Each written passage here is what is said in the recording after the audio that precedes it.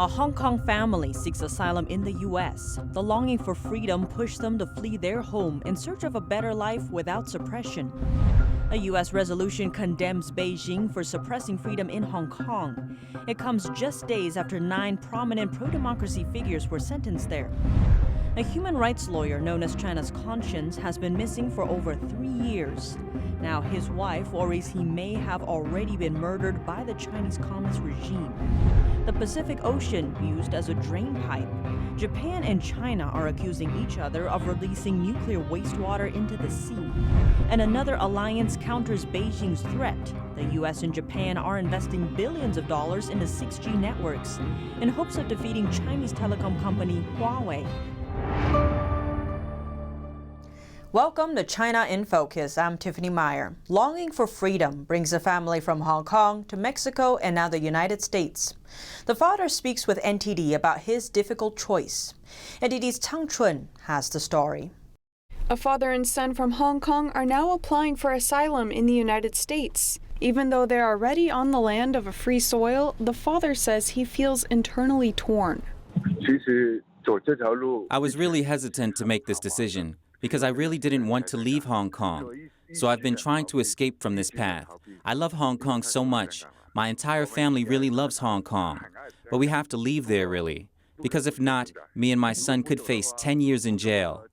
Lee and his son had already been detained before for taking part in local protests. In 2019, mass protests broke out in Hong Kong after authorities tried to push through an extradition bill.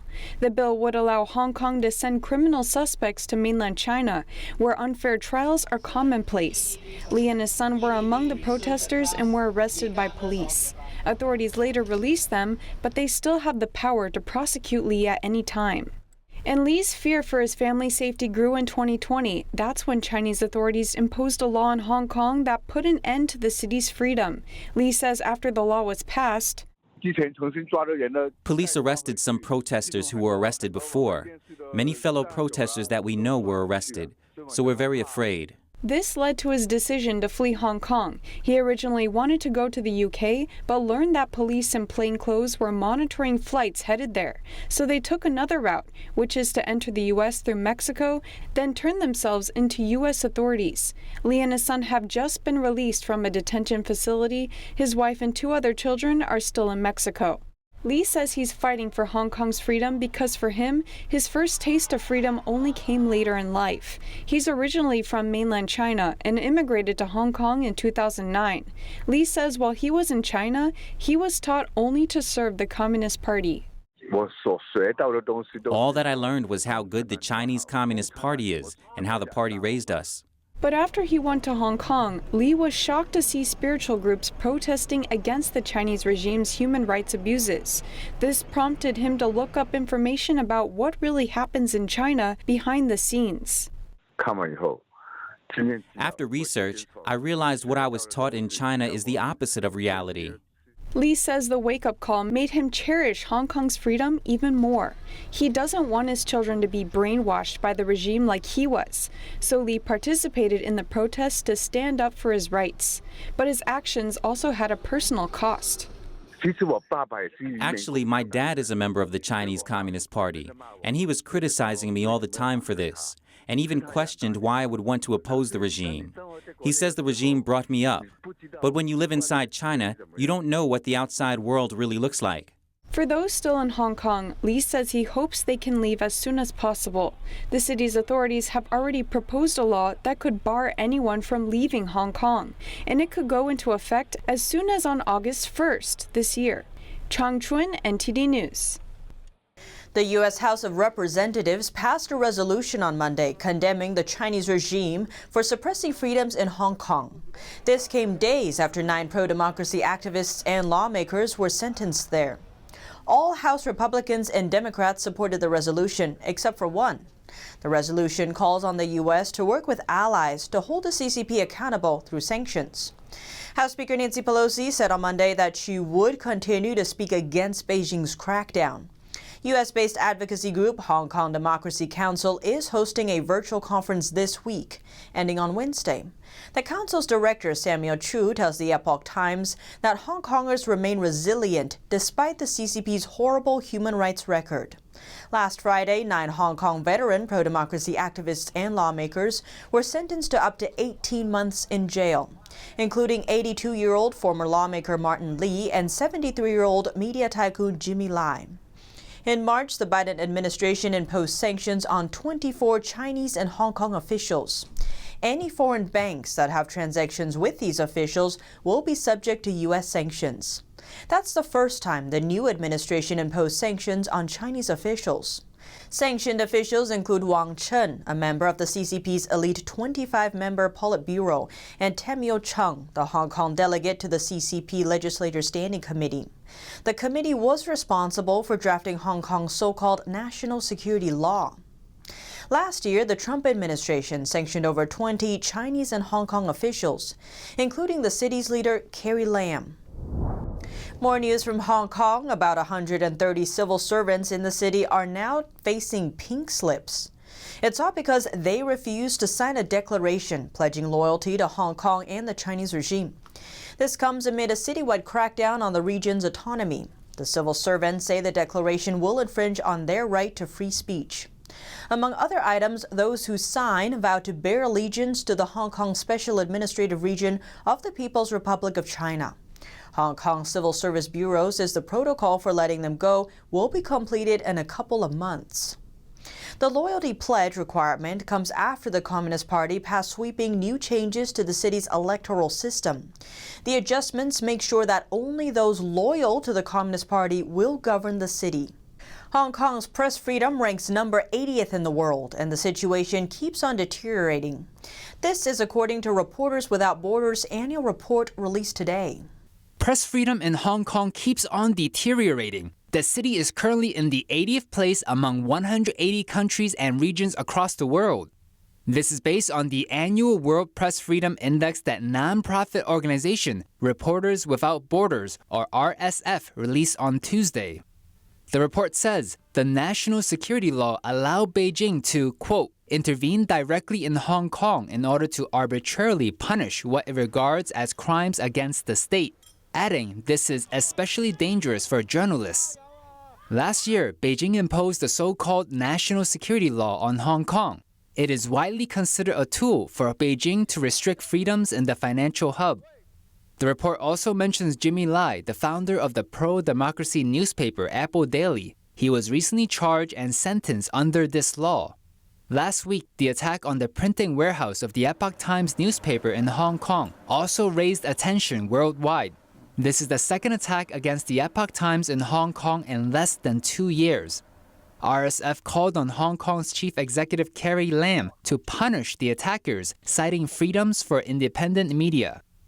Over the past 2 decades, Hong Kong's ranking on the Press Freedom Index has dropped from number 18 to number 80. Meanwhile, Communist China remains number 177 on the index this year, and it is among the world's worst suppressors of press freedom. The wife of a renowned human rights lawyer is asking Beijing to let her see her husband, whether he's alive or dead. Lawyer Gao Zhisheng has been missing since Chinese authorities arrested him back in 2017. Chinese human rights lawyer Gao Zhisheng once said, "You cannot be a rights lawyer in China without becoming a rights case yourself." Gao himself was no exception. The lawyer turns 57 this week. He was forcibly disappeared by Chinese authorities and has been missing for over 1,000 days. His wife escaped to the U.S. with their children. Now she says she's worried her husband may no longer be alive. Chinese Communist Party, from a humane point of view, please return Gao Zhisheng's ashes to me so that our family can reunite in this form. She demanded that Beijing either return her husband's ashes or grant her a visa, allowing her to return to China and serve a prison sentence alongside him. Gao is known as China's conscience. He was one of the first pro bono lawyers in China, often representing farmers whose land was forcibly seized by authorities. workers seek labor rights, Falun Gong practitioners tortured in labor camps, and Christian pastors arrested for printing and giving out copies of the Bible. He also helped investigate forced organ harvesting allegations of prisoners of conscience. In 2005, he issued a statement to publicly withdraw from the Chinese Communist Party, saying the regime has never stopped killing. He was repeatedly detained by authorities and tortured. You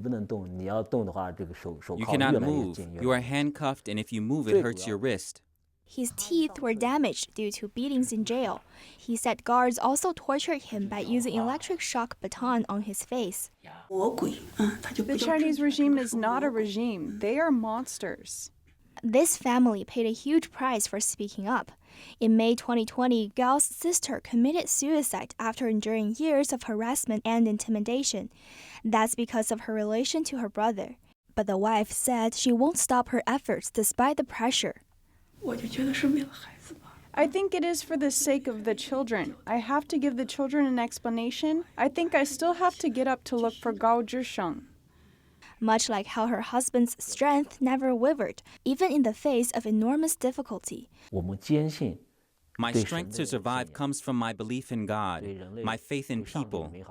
Once you realize that your inner strength is endless and that pain is only inflicted in a small part of you, then your spirit becomes stronger than the pain, and the pain disappears.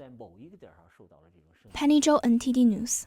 A Chinese elementary school is reportedly vaccinating students without parental consent. A parent says his daughter only found out that she has been vaccinated with a Chinese-made CCP virus vaccine after the shots. He also says there's no use in confronting the school. NTD's Yi Ru has more. An elementary school in South China's Guangdong province is reportedly vaccinating students without parental consent. Mr. Li tells NTD that his fourth-grade daughter was forcibly vaccinated with a Chinese-made CCP virus vaccine. The school did not even inform the parents beforehand. To protect his identity, we referred to him by his surname. Every student must take the vaccine. It's mandatory. We didn't know in advance what it was. My daughter said she took it, then they learned it's a COVID vaccine. They did not know about it while taking it. Mr. Li himself says he is certainly not going to take Chinese-made vaccines. He has low trust in them, saying the protection rates are too low. He also has safety concerns. Mr. Xu from northeast China's Liaoning province shares the same concerns. He says that's because he has no trust in the regime. He tells NTD one of his friends who is a doctor warned him not to take Chinese-made vaccines.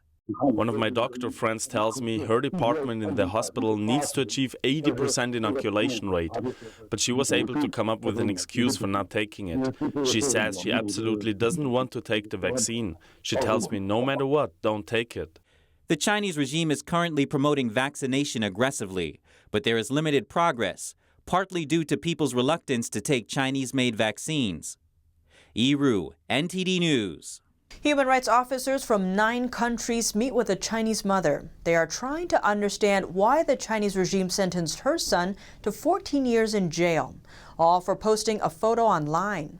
But the image wasn't an ordinary one, as it featured the Chinese Communist Party head's daughter. NTD's Hong Ning has more. Officials from the U.S., Britain, and Canada are looking into why a young man from China has been sentenced to 14 years in jail. Human rights officers from 9 different countries met with his mother in late March. 21-year-old Niu Tongyu is a self-taught computer coder in China. He was apprehended by police for posting a picture of Chinese Communist Party leader Xi Jinping's daughter, along with some of her personal information. He was categorized as a so-called leader of dark evil forces for the offense. At the time, he was working for an online database. 20 of his co-workers were also sentenced, including 9 minors. Niu was detained in a secret facility after his arrest in August 2019. Communication with his mother and lawyer was completely cut off. The regime also reportedly used torture methods on him. But the harsh tactics have puzzled officials from the international community. Legal experts say kids don't deserve such heavy sentences, so the officials are eager to meet us parents to figure out why the regime is doing this to our kids.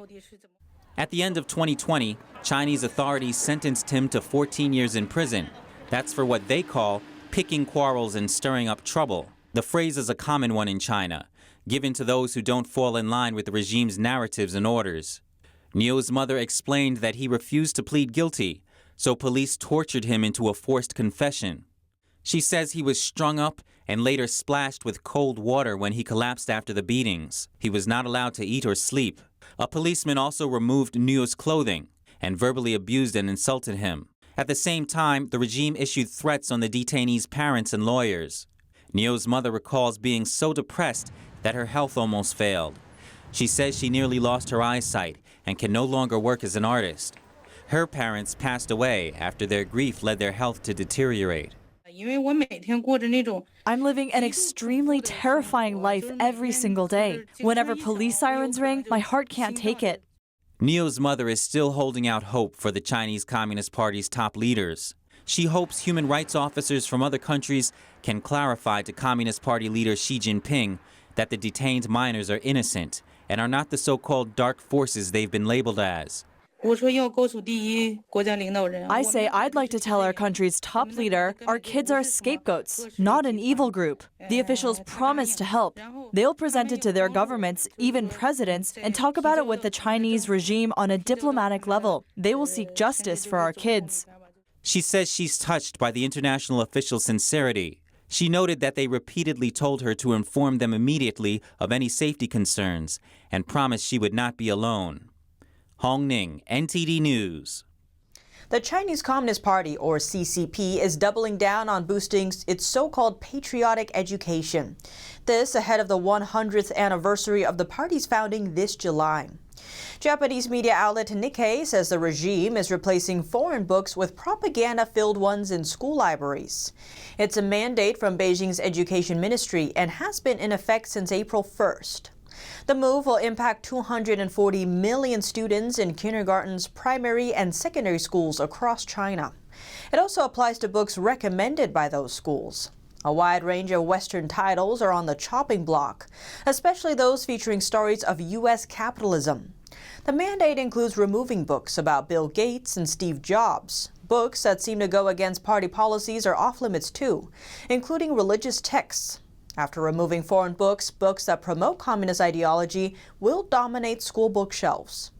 Elementary and secondary schools are expected to showcase books related to Chinese leader Xi Jinping's line of thinking. At the same time, a secondary school in Beijing recently added a collection of Xi's speeches and documents to its libraries. It is titled The Chinese Dream of the Great Rejuvenation of the Chinese Nation. But a number of Chinese scholars have noted an interesting point. Author Qiao Yijian has claimed that today's CCP officials are actually the most pro-Western in Chinese history. While a professor from a major state-backed college also noted that over 1 million spouses and children related to CCP officials have lived overseas. A report from Hong Kong-based magazine Dongxiang echoes the statements. It says 90% of high-level officials' relatives have immigrated to other countries. The figure comes from the party's internal survey data collected a decade ago. Other official records say 8 million people concealed their foreign passports at the time of the survey in order to receive China's state-backed social benefits. Japan and China are accusing each other of using the Pacific Ocean as a sewer. This comes in light of Japan's recent decision to release treated radioactive water into the sea. But an official document shows China may actually have released more radioactive water than Japan. NTD's Don Ma has more. The Chinese regime is accusing Japan of using the Pacific Ocean as a sewer. This comes in light of Japan's recently announced plans to discharge about 1 million tons of treated water from its Fukushima nuclear plant. A major earthquake and tsunami did great damage to the nuclear plant in 2011. Japanese officials say releasing the water is necessary in order to advance with decommissioning the plant. They assure that the water will be thoroughly treated before they release it. The treatment process entails removing radioactive elements from the water, but one radioactive element can't be completely removed: tritium. What Japan plans to do is actually a common practice. Water containing tritium is routinely released from nuclear plants around the world. The World Health Organization, or WHO, has a standard for how much tritium is allowed in the water for it to be safe for release. Japanese officials say that tritium in their water will be 7 times lower than the amount allowed by the WHO. They claim that the water will be safe to drink. Japan will start releasing the water 2 years from now. But the Chinese regime has largely ignored Japan's claims. The regime's foreign ministry accused Japan of treating the ocean like a sewer. To this comment, Japan's deputy prime minister fired back. He asked rhetorically if the Pacific Ocean is a sewer for China. China currently has more nuclear power plants in operation than Japan does. And according to an official document, water releases from just one of the plants is many times more radioactive than Japan's planned water release. The document comes from the Chinese regime's Ministry of Ecology and Environment, and it details the annual water release of a nuclear power plant in China's Guangdong province. Tritium radioactivity in the water releases there reached 225 trillion becquerels. Becquerels is the unit of measurement for radioactivity. This number is 10 times higher than Japan's planned annual release of its water. U.S. climate envoy John Kerry backed Japan's decision to release the water. He said that the U.S. is confident that Japan's actions will be in line with regulations. Don Ma, NTD News. Chinese telecom giant Huawei may have been able to listen to the Dutch Prime Minister's phone calls. A bombshell report says that Huawei employees in both the Netherlands and China were able to eavesdrop on all calls taking place on one of the Netherlands' largest mobile networks, KPN, including those by the country's then top leader. This is according to a secret internal report by KPN 10 years ago, but it was only made public recently after a Dutch newspaper obtained it.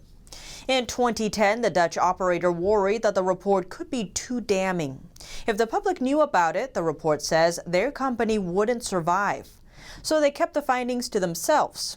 KPN had 6.5 million subscribers at the time, and then Dutch Prime Minister also used the service. The report says Huawei employees were able to know which numbers were tapped by Dutch police and intelligence services. Responding to the Dutch newspaper, KPN said there is no evidence Huawei stole their customer data. Huawei also denied the claims in the report. Huawei's founder and CEO used to work for the Chinese military. The U.S. believes Huawei poses national security risks. The Trump administration ramped up efforts persuading allies to stop using their 5G service. In 2019, KPN dropped Huawei from its 5G network, but continues to use it for other services. Last year, the UK banned network providers from using Huawei products. The U.S. and Japan are teaming up to invest $4.5 billion in 6G technology. The goal is to create an alternative to a Beijing-led 5G data network. While 5G networks still have limited coverage as of now, President Biden and the Japanese Prime Minister are already talking about 6G. It's going to be even faster than 5G. 6G is the next generation standard now under development for wireless communications. China, South Korea, Germany, the UK, Finland, and Sweden are competing with each other to develop the best 6G network. Japan's Nikkei newspaper says China's Huawei and ZTE hold about 40% of global base stations.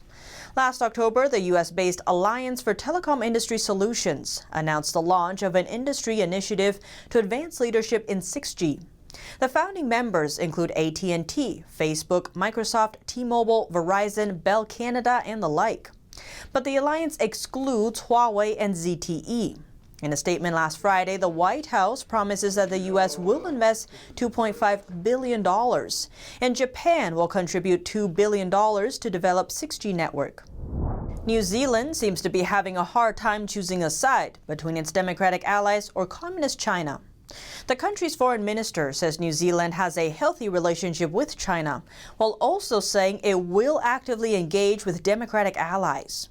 New Zealand is part of an alliance of 5 countries with the US, UK, Canada, and Australia.